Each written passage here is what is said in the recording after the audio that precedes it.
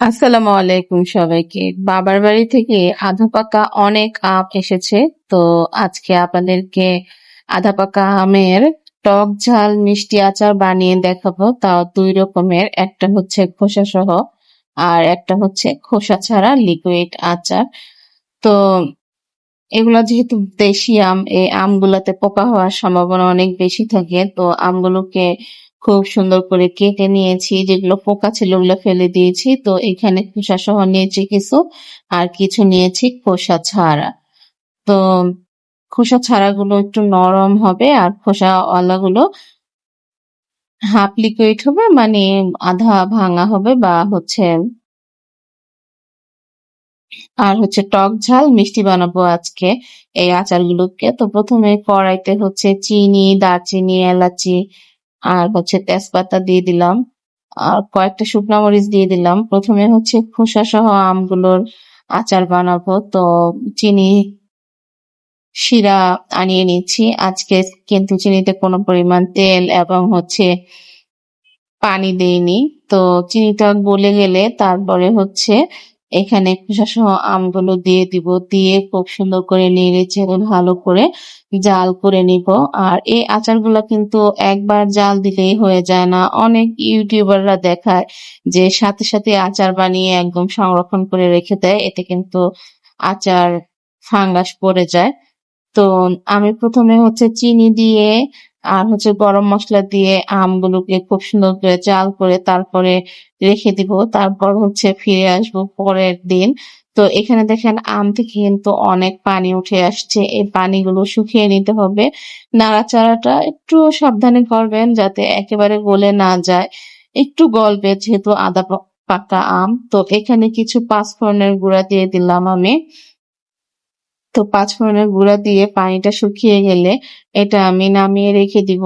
তো ফিরে আসবো পরের দিন। পরের দিন হচ্ছে আমি আচারের আর বাকি যে যাবতীয় মশলাগুলো লাগে সেগুলো অ্যাড করব। তো আচার তো সরিষার তেল ছাড়া হয় না।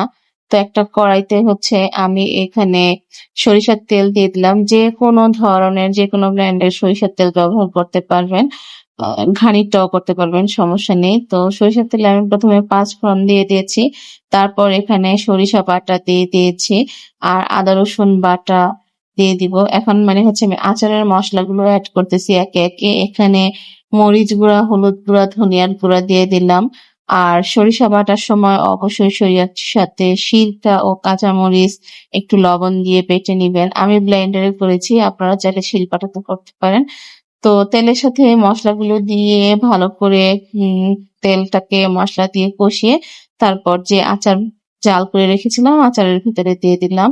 তো এইভাবে এই আচারটাকে আজকে আরো একবার জাল করে নিব, তারপর হচ্ছে রেখে দিব। তারপরের দিন আবার চলে আসছি, দেখেন। তো আজকে হচ্ছে আচার আমার ফাইনাল জাল করা শেষ। তো এখন এই আচারটা ঠান্ডা হলে কাঁচের জারে ঢুকিয়ে রাখবো। তো আমার কিন্তু খোসা সহ টক ঝাল মিষ্টি আচার রেডি হয়ে গেল।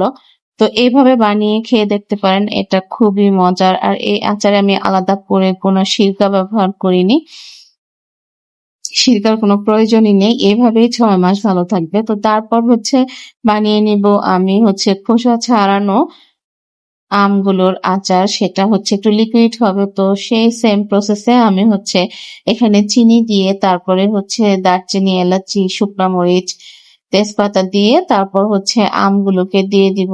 এটা হচ্ছে নাড়াচাড়ায় অনেকটাই গলে যাবে, এটা অনেকটা চাটনির মতো হবে। এই আচারটাও একটু টক থাকবে, একটু মিষ্টি থাকবে। তো এই আচারগুলো কাঁচা আম দিয়ে করতে পারলে সবচেয়ে ভালো হতো। তো আমার যেহেতু এগুলা ফ্রি আম, আমার বাবার বাড়ির গাছের আম, তো আম আসতে দেরি হয়েছে যে কারণে আমের রং চলে আসছে আর কি।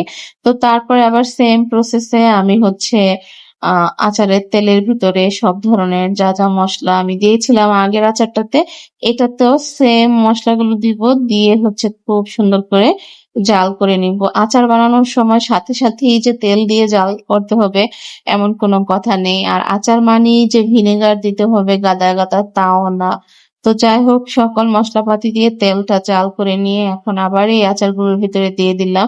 দিয়ে এখন এটাকে খুব সুন্দর করে নেড়ে ছেড়ে তারপরে হচ্ছে শুকিয়ে নেব, আর তেলগুলো উপর থেকে ভেসে উঠবে। এই আচারটাও আমি পর পর 2 দিন জাল করব।